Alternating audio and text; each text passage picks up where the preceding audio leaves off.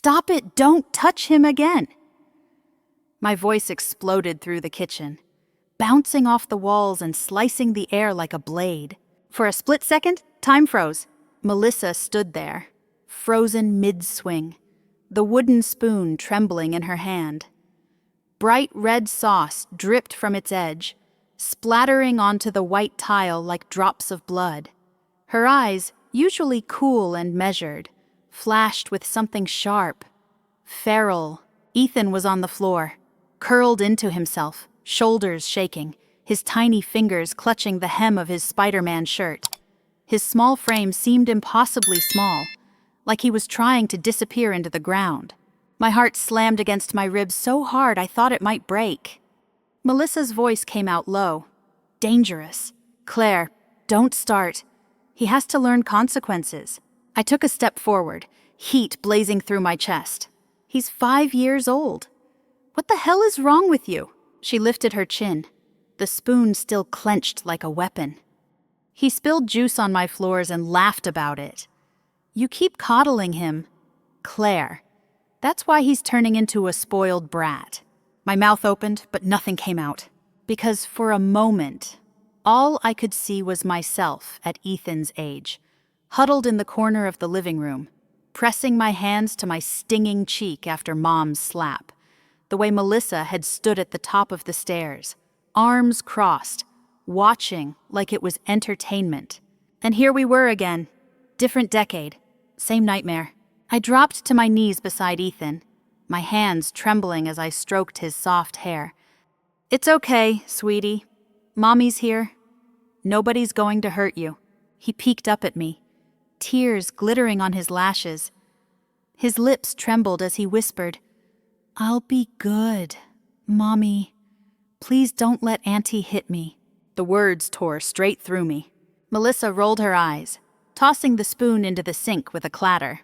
"You're being ridiculous. A little swat isn't child abuse. Grow up, Claire." But all I could see was the faint pink welt blooming beneath the collar of Ethan's shirt. My voice dropped into a whisper. "You hit him. Melissa, you left a mark." She scoffed, folding her arms across her chest. "Oh, please, you're so dramatic. You always have been. No wonder your husband left you." Her words felt like a slap to my face. I forced myself to stand, shielding Ethan behind me. "Don't you dare talk about him. Or me. This is about you, and what you just did." Melissa stared at me, her face blank, like she was looking at a stranger. For a moment, the only sound in the kitchen was Ethan's ragged breathing. Then Melissa let out a sharp laugh. "You can't handle your own life, and you're going to lecture me about parenting. You're living under my roof. Claire, don't forget that." My throat tightened, shame and fury crashing together inside me. After my divorce, I'd been broke, emotionally wrecked, and desperate for a place to stay. Melissa had offered me her guest room in her beautiful Portland house. I'd thought maybe it was a chance to piece my life back together. Now it felt like a prison. I stared at the sparkling granite counters, the pristine white cabinets, the smell of lemon cleaner hanging in the air, and realized how little any of it meant if my son wasn't safe. Melissa kept talking, her voice rising. "He needs discipline. You're raising a soft little boy who's gonna grow up weak. You coddle him so much. It's pathetic." Ethan whimpered behind me, burying his face against my back. Something inside me snapped. "No more. Melissa, you are never going to touch my son again." She rolled her eyes, grabbing a dish towel and wiping her hands as if she were done with the conversation. "Fine. Keep raising your little snowflake. Don't come crying to me when he ends up in jail because nobody taught him boundaries." I felt my breath leave my body in a rush. I reached for Ethan's hand, gripping it like a lifeline. As I pulled him close, his small voice whispered one last trembling plea. "Mommy, please don't leave me here." And in that moment, I knew there was no going back. Melissa threw the towel aside, the fabric whipping through the air like a snapped flag. Her face twisted, eyes blazing under the bright kitchen lights. "You think I'm the villain here," she shouted, voice ricocheting off the cabinets. You let him act like a wild animal. This is my house, Claire. I won't have a disrespectful brat destroying it. Ethan jerked at the sound of her yell. His breath hitched, and he scrambled backward on his hands, bumping into the baseboard. His eyes darted wildly between me and his aunt. "Stop it!" "Melissa," I cried, lunging forward to scoop Ethan up. But Melissa stepped between us, blocking my path. "You're weak." "Claire, that's your problem. You think hugs fix everything. They don't. Sometimes a kid needs to fear you to respect you." My skin went cold all over. She reached out, snatching Ethan's wrist so roughly that he whimpered in pain. His little body buckled toward her, a soft cry breaking from his throat. "Melissa, let him go." But her grip only tightened. "He needs to learn. Claire, he needs to know there are consequences for disrespect, just like we did growing up." I felt my vision swim, red and black spots clouding the edges, because in that moment, I wasn't 28 anymore. I was 7, cowering in the hallway as Mom swung a wooden spoon at me for accidentally spilling milk. The sting of the smack on my bare legs. The way Melissa had stared from the stairs, eyes cold, lips curled in a satisfied smirk. I blinked hard, trying to stay present. "Melissa, listen to yourself. You're hurting him." She released Ethan's wrist with a shove so sudden, he toppled sideways and hit his hip against the cabinet. A sharp crack echoed in the kitchen, like a gunshot. Ethan let out a piercing wail, tears streaming down his face. My heart broke clean in two. I dropped to my knees beside him, gathering him into my arms, pressing frantic kisses to his temple. "It's okay, baby. I've got you. You're safe. I'm here." But he wouldn't stop crying. His thin chest heaved like he couldn't pull in enough air. Melissa stood over us, breathing hard, fists clenched at her sides. "Look what you've done," she snarled. "You've made him soft. He's crying because he knows you'll coddle him. Kids these days are pathetic." I stared up at her, rage pulsing through every vein in my body. "You're insane! You hit him! You shoved him!" Melissa rolled her eyes. "Oh, please, I barely touched him. You act like I beat him bloody." Ethan buried his face against my chest, sobbing so hard I could feel the vibrations of it through my ribs. I tried to stand, but Melissa stepped forward again, lowering her voice to an icy hiss. "You've got nowhere to go. Claire, think about that. You leave. You'll be back in a shelter. You'll be broke, and they'll take Ethan away from you when you can't provide for him." My entire body stiffened. "You think you're the savior here? You're not. You're a train wreck. You couldn't even keep your marriage together.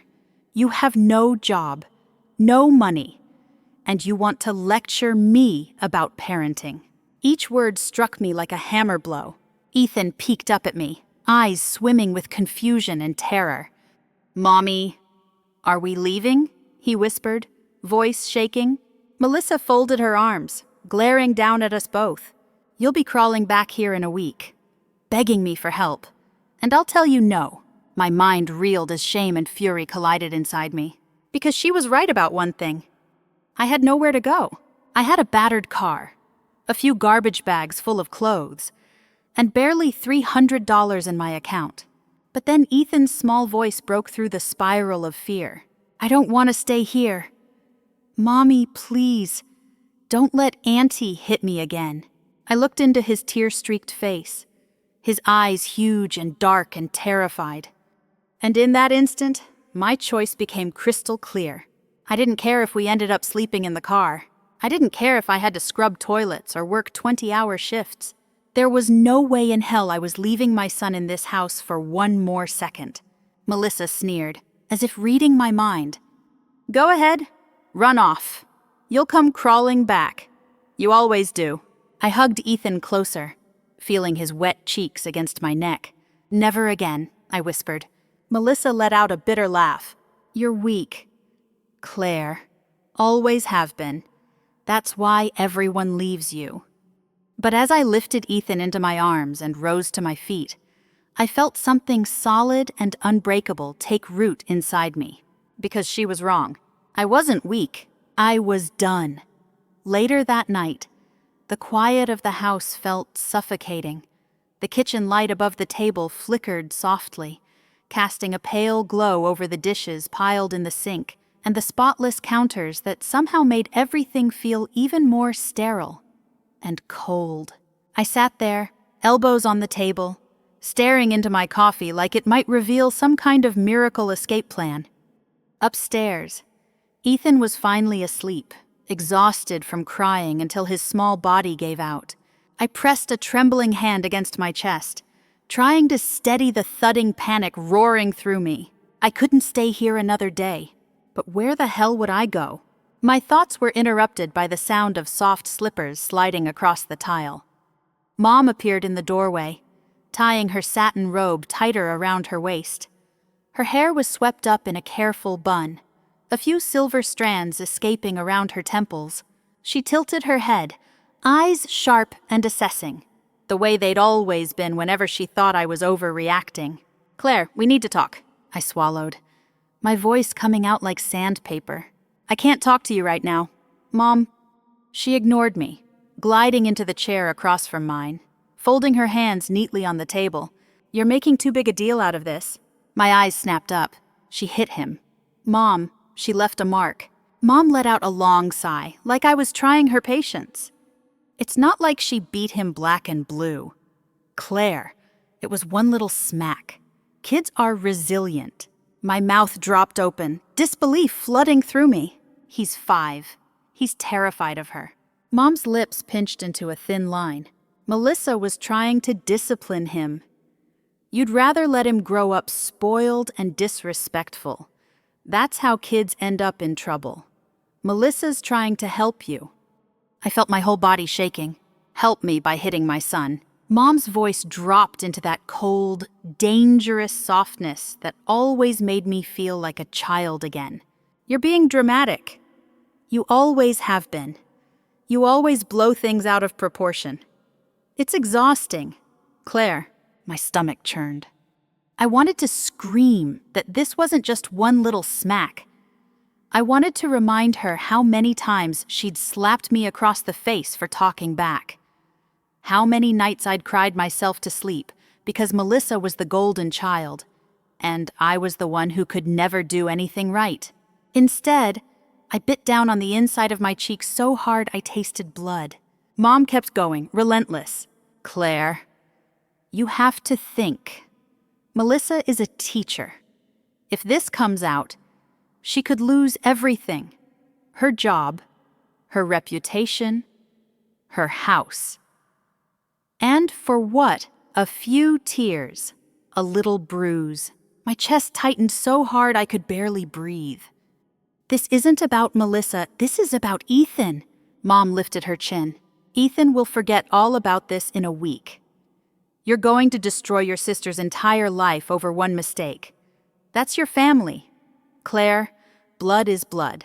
The words sliced through me. Blood is blood. God, how many times had she used that line to excuse every slap, every cruel word, every silent treatment? I shook my head, voice trembling. Not if blood is hurting my son. Mom reached across the table, grabbing my hand. Her grip was tight, almost bruising. "Don't do this. Don't embarrass us. Don't humiliate this family. People talk. Claire, you'll ruin Melissa's name.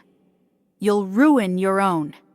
They'll say you're unstable, that you're bitter because your husband left you." My mouth went dry. I could feel her words creeping into my brain, worming their way into every old wound I'd carried since childhood. But then, I remembered Ethan's tiny voice, shaking with terror. "Please don't let Auntie hit me again." I yanked my hand free. "I don't care what people say. I'm protecting my son." Mom's expression hardened, her eyes cold as granite. "You leave this house. You're on your own. Don't come crying to me when you're broke and homeless again." I sucked in a sharp breath, pain stabbing through my chest. "So be it. Her nostrils flared. "You're just like your father, always running away, always causing drama." The mention of Dad, the man who'd left when I was 12 and never came back, felt like a slap. But I kept my voice steady. "I'm nothing like him. I'm not leaving because I don't care. I'm leaving because I do." Mom slammed her hand down on the table so hard the coffee sloshed over the rim of my cup. "You're going to destroy this family," she shouted. I stood slowly, pushing back my chair. "No, I'm saving my son from it." Mom glared at me, breathing hard, her eyes wild with fury. "Don't say I didn't warn you. Claire, you'll regret this." I stared back at her, my pulse roaring in my ears. The only thing I'd regret is staying. And with that, I turned my back on my mother for the second time that day, and didn't look back. The darkness outside felt heavier than usual, pressing against the motel windows like a silent warning. A single lamp glowed by the bedside, painting long, trembling shadows across the peeling wallpaper. Ethan was finally asleep, curled in a tight ball, his thumb tucked into his mouth, soft whimpers escaping now and then, as if he were fighting monsters in his dreams. I sat at the edge of the bed, arms wrapped around myself, trying to hold my bones together. Melissa's words still rang in my ears. "You'll come crawling back." Mom's voice, cold and sharp, overlapping hers. "You'll ruin your life. You'll ruin his—" But all I could see was Ethan, clutching my shirt, eyes wild with terror, begging me not to let his aunt hit him again. I wiped my face with the sleeve of my shirt, even though my tears had already dried into salt on my skin. I looked around the small room, our borrowed prison. The air smelled faintly of mold and disinfectant. The rattle of the heating unit was the only sound besides Ethan's restless breathing. I reached for my phone, fingers trembling, and pulled up my bank app. 317.46. That was all that stood between us and the street. A hysterical laugh bubbled in my chest. $300 and a 5-year-old kid. That was my whole empire. I pressed my hand over my mouth, choking the sound down before it could wake Ethan. I stared at my reflection in the dark TV screen across the room. My hair was limp, dark circles carved deep under my eyes. I looked like a ghost of the woman I'd once been. The woman who believed she'd married a good man. The woman who thought family meant safety. Now, all I believed was that I couldn't let my son become another casualty of our family's twisted version of love. Slowly, I rose from the bed, careful not to wake Ethan. I pulled the lone suitcase from the closet and laid it open on the bed. Every sound felt loud enough to bring the whole building crashing down, the squeal of the zipper, the rustle of fabric, the creak of the bed frame. I folded Ethan's t-shirts, his tiny socks, his superhero pajamas. I packed my clothes, the small bottle of shampoo, the green dinosaur cup that had survived more moves than I could count. I slid our important papers into a side pocket: birth certificates, social security cards, medical records. They felt absurdly light for documents that held our entire existence. Halfway through, a small voice broke the silence. "Mommy, what are you doing?" I jerked around. Ethan was sitting up, hair sticking up in soft brown spikes, blinking blearily at me. I swallowed hard, trying to keep my voice steady. "Hey, buddy, we're going on an adventure." His lower lip quivered. "Are we going back to Auntie's house?" A spear of panic shot through me. "No, baby, we're going somewhere safe." He hugged his stuffed raccoon to his chest, eyes shimmering. "I don't want Auntie to yell anymore." My chest tightened until I thought I'd suffocate. "I promise. Ethan, no more yelling. No more hurting." A tear slipped down his cheek. "Are we gonna have a house again?" My throat constricted so hard it hurt. "Someday. Yeah. We will. And it'll be ours. Just us." He reached for me, and I pulled him close, burying my face in his hair. I felt him tremble, tiny and fragile, and knew that no matter what it cost me, I'd keep my word. The next morning, dawn spilled pale and gray over the parking lot. The world looked washed out, brittle under the weight of the coming day. I loaded the suitcase and 2 garbage bags into the trunk of my battered Corolla. Ethan shuffled beside me in his sneakers, clutching the raccoon. His breath puffed white in the crisp air. When I slammed the trunk shut, I turned and nearly collided with Mom standing behind me on the cracked asphalt. She wore a long gray coat and slippers, hair tucked into a scarf. Her eyes were red-rimmed, though she tried to hide it behind her usual sharp glare. "Don't do this, Claire," she said. Her voice wavered despite the edge she tried to put in it. "Think about your child, about yourself. You're making a mistake."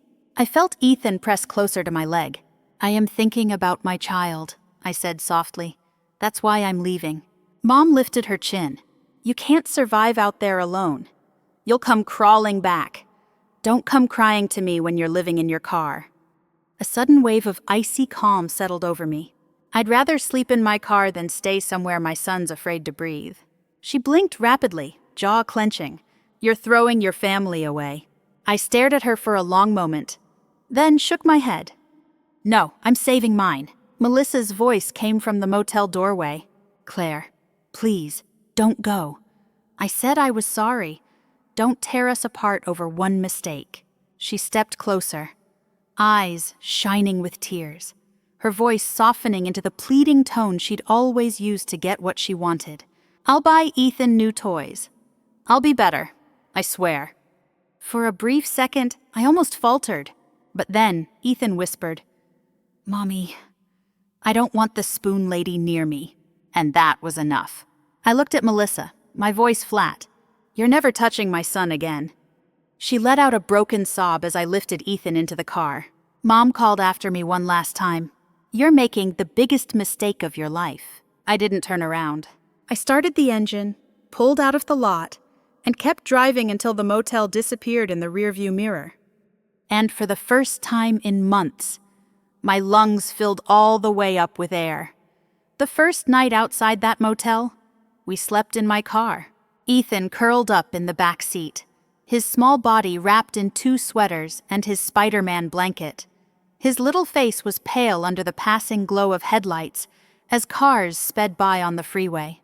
I lay awake in the driver's seat, my eyes burning from exhaustion. Fingers clenched tight around the steering wheel, as if letting go might make the world spin off its axis. Every noise outside made my muscles tighten sirens in the distance. Someone shouting near a gas station, the low rumble of big rigs rolling by. Ethan whimpered in his sleep. "Don't let Auntie hit me." The words shredded me. I reached back, stroking his hair, whispering, "Never again, baby, I promise." But my promise felt paper thin. By dawn, my joints ached from the cramped car seat. I watched the sun claw its way over the horizon, painting the sky in streaks of pink and gray. 3746 left. I knew it wouldn't stretch far. So I drove Ethan to the public library the moment it opened. He sat in the children's corner, tracing pictures in a battered picture book while I sat at a public computer, frantically searching job boards. Every listing blurred together, minimum experience required, no benefits, must pass background check. My eyes filled with tears I refused to let fall. We spent the day bouncing between the library, fast food bathrooms, and a tiny park where Ethan chased pigeons and tried to forget that we didn't have a home. By the second night, I found a cheap room at a different motel. The walls smelled like mildew and the carpet was damp under our shoes. But it had a door that locked. That was enough. I tucked Ethan into the sagging bed and stayed up staring at the cracked ceiling, my mind racing with 1,000 questions. How was I supposed to afford rent, food, gas? What if Child Protective Services decided living in motels wasn't stable enough and took Ethan away? The fear was a monster inside my chest, scratching and howling to get out. But every time it rose up, I pictured Ethan's wide, terrified eyes in that kitchen, and I knew staying with Melissa would have been the bigger monster. The next morning, I woke up with a plan. I dressed Ethan in clean clothes, slicked my hair back into a tight ponytail, and hit the streets.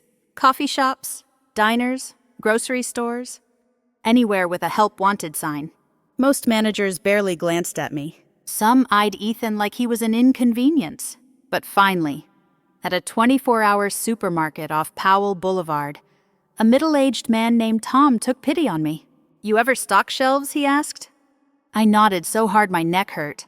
"You willing to work nights?" "I'll work any shift you've got."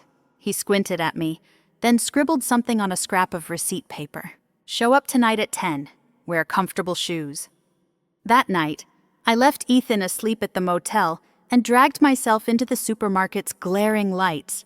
I spent 8 hours slicing open boxes, stacking cans, hauling pallets of bottled water. By morning, my shoulders burned, my fingers raw from cardboard cuts. But I left with my first honest paycheck in months. It wasn't enough to save us yet, but it was something. During the day, I hunted for more work while Ethan drew pictures on the motel notepads.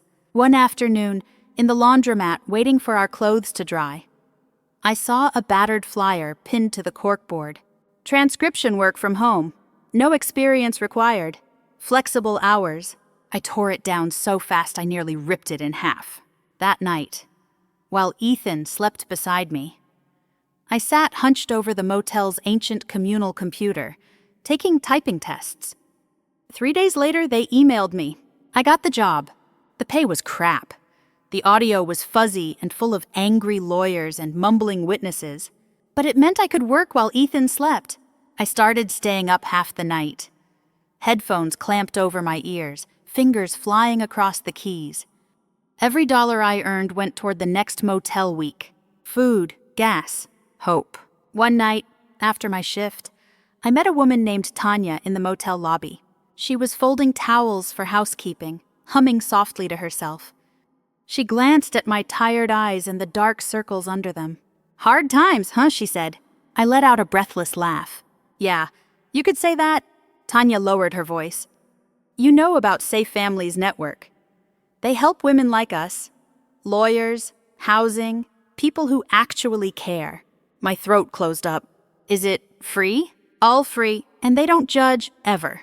That night, I called the number Tanya gave me, huddled in the bathroom so Ethan wouldn't hear me cry. A woman named Deborah answered. Her voice was calm and warm, like sunshine after weeks of rain. She listened to every word. Melissa, the kitchen, the bruises, Mom's threats. When I finally fell silent, shaking all over, Deborah said the words that cracked my chest wide open. "Claire, you are not alone, and you're making the bravest choice a mother can make." In that moment, I started to believe her, and a tiny flicker of hope sparked to life inside me, refusing to go out. It was raining the morning the letter came. Fat drops spattered against the motel window, running down in streaks like tears. Ethan sat on the bed behind me, humming quietly while coloring in the only picture book we owned. I stood staring at the envelope in my hand, my fingers trembling so hard the paper shook. On the corner was stamped the seal of Multnomah County Court. My stomach twisted. I tore it open and scanned the lines, the words swimming in and out of focus. "You are hereby ordered to appear." Melissa had filed for emergency visitation rights. My chest constricted until I couldn't draw a full breath. I squeezed my eyes shut, fighting off the wave of panic threatening to drown me. They were trying to take my son. I felt Ethan's tiny hand slide into mine. "Mommy, are you okay?" I forced a smile, even though my vision blurred with tears. "Yeah, baby. Mommy's just reading mail." But the truth was, Melissa wasn't giving up. Not after losing control. Not after I dared to stand up to her. By that afternoon, my phone buzzed with a number I didn't know. "Ms. Watson, this is Jennifer Miller from Child Protective Services. We received a report about possible physical abuse involving your son. We'd like to meet with you." My heart dropped into my stomach. All I could think was they were going to take Ethan away. My voice shook so badly I could barely get the words out. I didn't call you, but my sister hit my son. I have evidence." Jennifer's voice was steady. "We're not here to remove Ethan unless he's in immediate danger. We just want to hear your side and review any proof you have." I clung to the phone like it was a lifeline. Yes, please, I'll show you everything. We scheduled a meeting at the Safe Family's office. That night, I sat awake long after Ethan fell asleep, staring at the ceiling, replaying every moment of that day in the kitchen. The welt on Ethan's back, Melissa's cold eyes, Mom's threats. I felt like I was crawling through glass, but there was no way in hell I'd back down now. When we arrived at the office, the receptionist guided me to a small room with beige walls and an old coffee maker humming in the corner. Jennifer sat across from me, a gentle look in her eyes. I opened my battered canvas tote and pulled out the flash drive I'd been guarding like treasure. Photos of Ethan's bruises, screenshots of Melissa's text messages, audio recordings of Ethan sobbing in his sleep. Jennifer clicked through each file in silence. Finally, she looked up and said, "Claire, you're doing the right thing." I nearly sobbed with relief. A week later, we were standing outside the courthouse, rain soaking through my thrift store blazer. Ethan huddled beside me in his hooded coat, clutching my hand like it was the only solid thing in his world. Inside, the courtroom felt like a foreign country. Melissa sat at the opposite table, hair pulled back in a sleek bun, pearl earrings glinting under the harsh lights. Mom sat behind her, arms crossed, jaw clenched so tightly I thought her teeth might crack. Melissa's lawyer stood smooth as oil. "Your Honor, my client deeply regrets losing her temper. However, Ms. Watson has a documented history of emotional instability following a difficult divorce. She's unemployed, living in motels, and her actions suggest she's attempting to alienate Ethan from his aunt out of personal resentment." I felt my blood run cold. He was trying to paint me as hysterical, an unfit mother. The judge, a middle-aged woman with sharp eyes, turned to me. "Ms. Watson, do you have anything to say?" I swallowed, my throat bone dry. "Yes, Your Honor." I stood slowly, my knees trembling. "My sister hit my son with a spoon hard enough to leave a welt. She's tried to justify it as discipline, but Ethan wakes up crying at night, terrified she'll hurt him again. I have the evidence, I have the photos, the recordings. I'm not trying to destroy my family. I'm trying to protect my child." My voice cracked, but I kept going. I know I'm not perfect. I know I'm struggling, but I'd rather live in my car than let my son grow up thinking love equals pain. For a moment, the room was dead silent. Then Ethan's pediatrician took the stand. He spoke calmly, showing photos of Ethan's injuries, explaining how the marks were consistent with physical trauma. Melissa's lawyer tried one last time. "Your Honor, surely a single incident does not warrant severing family ties. Ms. Harris has an exemplary career as a teacher. She's a respected member of the community." But the judge lifted a hand, silencing him. "I've heard enough." She turned toward Melissa, voice cool and firm. "Ms. Harris, physical violence toward a child is never justified. This court is issuing a restraining order, barring you from any contact with Ethan Watson or his mother. Furthermore, this matter will be reported to the school board for review." Melissa's eyes widened. "No, please, I'll lose my job." The judge's expression didn't soften. "This court's duty is to protect the child. Your employment is not my concern." Mom let out a strangled noise behind Melissa. "You've ruined your sister's life," she hissed at me as we were escorted out. I turned and met her gaze head on. "No, I saved my son's." As the courtroom doors swung shut behind us, I finally felt like I could breathe. Not because it was over, but because for the first time I knew we'd survive. 1 year later, spring was unfurling its colors all over Portland. Cherry blossoms spilled pink confetti onto sidewalks. Coffee shops buzzed with chatter. Windows opened to the mild breeze. And for the first time in as long as I could remember, my shoulders didn't feel weighed down by fear. Ethan skipped beside me, his red sneakers flashing as we walked down a narrow street lined with bookstores and old brick buildings. "Mom, guess what, Ms. Collins said today?" he chirped. eyes wide and shining. I smiled, feeling a warmth bloom in my chest. "What, buddy?" "That I'm really good at reading." She said I'm gonna be the best reader in class. My eyes stung with sudden tears. "Of course you are. You're amazing." He beamed, gripping my hand tighter.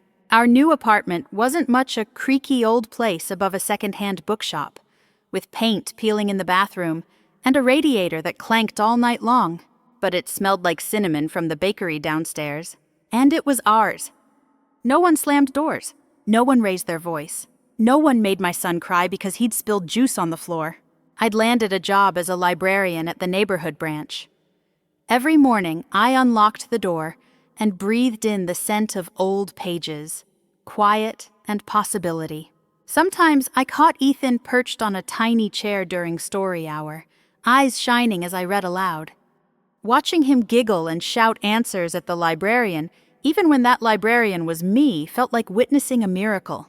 One cloudy afternoon, while I was shelving books about dinosaurs, I felt a presence behind me. I turned and froze. Mom stood there, framed by the children's mural on the wall. She looked smaller somehow, her sharp edges worn down by time or guilt, or both. Her voice was careful, hesitant. "Claire, can we talk?"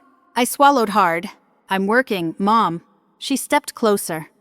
"Melissa's not doing well. She lost her job, her house, her friends. She's drinking. A lot." I felt a ripple of something deep inside grief. Maybe, but forced it back down. She made her choices. Mom's eyes brimmed with tears. "We lost everything because of you." I tilted my head, speaking quietly. "No. Mom, you lost your illusions. You lost your secrets. That's not the same thing." She tried again, softer this time. "Ethan deserves to know his aunt. Family is family." I held her gaze, steady and unflinching. "You know what Ethan said the other day when I asked if he missed Melissa?" Mom blinked. "What?" He said, "No, I don't want the spoon lady near me." Mom's lips parted as if to argue, then closed again. For a long moment, we just stood there, the smell of old paper and childhood laughter drifting around us. Finally, I said, "I'm not angry anymore, but I'm done pretending family excuses everything." Mom's shoulders slumped as if some invisible string had been cut. She turned and walked out, leaving me standing there, heart pounding, but free. A few months later, the school district called. Someone had passed around the transcript of my testimony in court.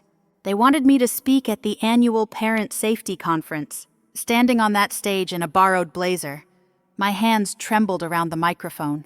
But when I started talking, my voice grew stronger with every word.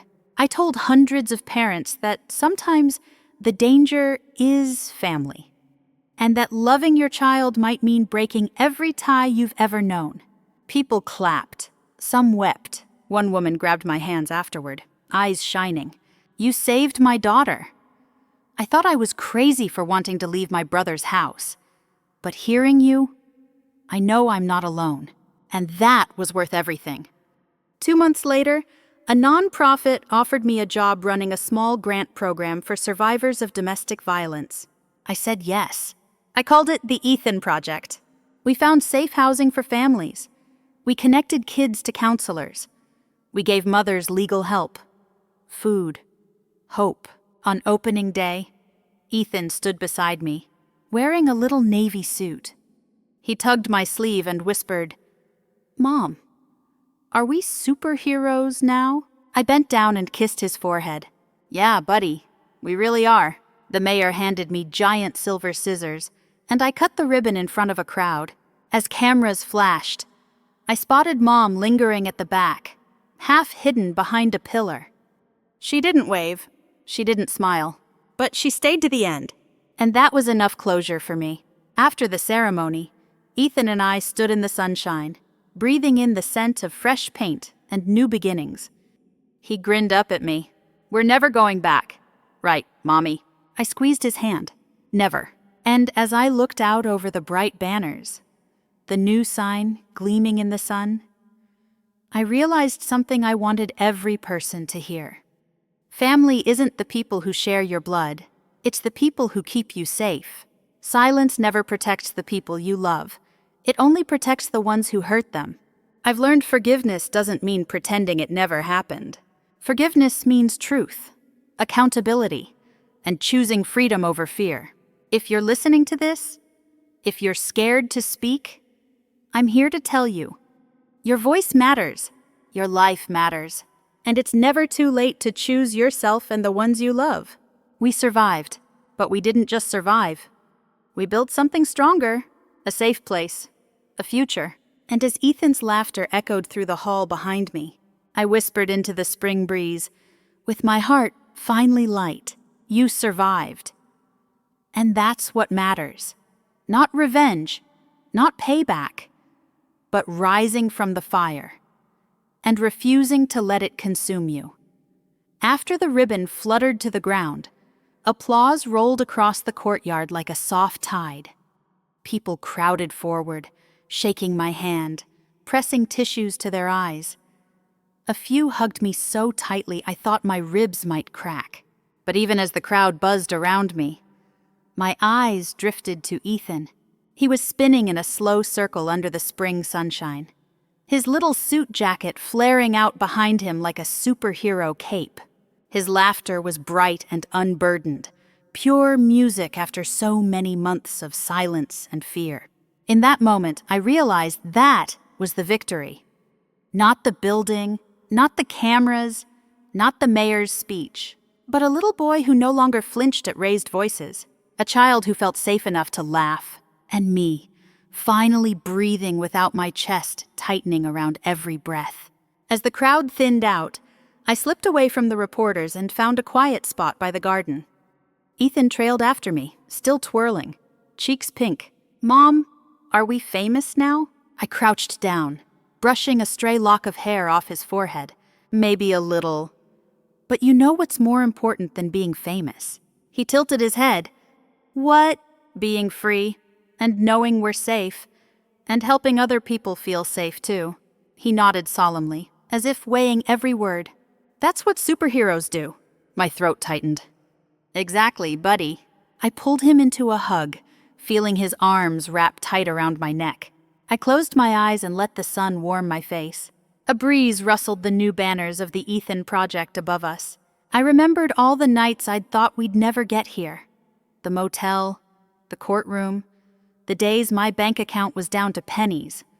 But we did get here. And as I held Ethan close, I felt a peace settle in my bones, a peace I never thought I'd feel again. Because I knew I'd broken the cycle. I'd chosen truth over silence. And my son would grow up knowing that love should never hurt. As people began filtering out, I stepped back toward the microphone for one last word. My voice trembled at first, but I steadied it, letting my eyes sweep across the small crowd. I want to leave you with something I've learned the hardest way possible. Family doesn't always mean safe. Sometimes the people we love most are the ones who cause the deepest wounds. And sometimes the bravest act of love is walking away. A hush fell over the courtyard. I took a deep breath. You don't owe anyone your silence. Not a parent. Not a sibling. Not anyone. Your voice matters. Your story matters. And you deserve to be safe even if the whole world tries to convince you otherwise. I felt my words sink in, felt the weight of their truth. Forgiveness is not pretending it didn't happen. Forgiveness is truth. It's boundaries. It's saying you don't get to hurt me again. Ethan tugged at my hand, and I glanced down at him. He was smiling so wide it made my heart ache. I looked back at the crowd. I spent years believing silence was survival, that if I just kept my head down, it would all go away. But silence didn't protect me. It only protected the people who hurt me. Speaking up was the scariest thing I've ever done. And the best. I paused, letting the breeze stir the hair at my temples. So if you're sitting there right now, wondering if you're crazy, wondering if you're overreacting, I'm here to tell you, you aren't. Trust your gut. Protect yourself. Protect your kids. And know that it's never too late to choose freedom. I blinked back tears and finished softly. Because survival isn't revenge. It's building a life where you and the people you love can laugh again, without fear. A ripple of quiet applause spread through the courtyard. Somewhere behind the crowd, I glimpsed my mother standing half-hidden, her face pale and unreadable. But I felt no anger, just release. Because I'd finally learned the most powerful lesson of all. I am not what happened to me. I am what I choose to become. And as I held Ethan's small, warm hand, I knew exactly who that person was. A mother. A survivor. And a builder of safe places where no child ever has to be afraid to laugh.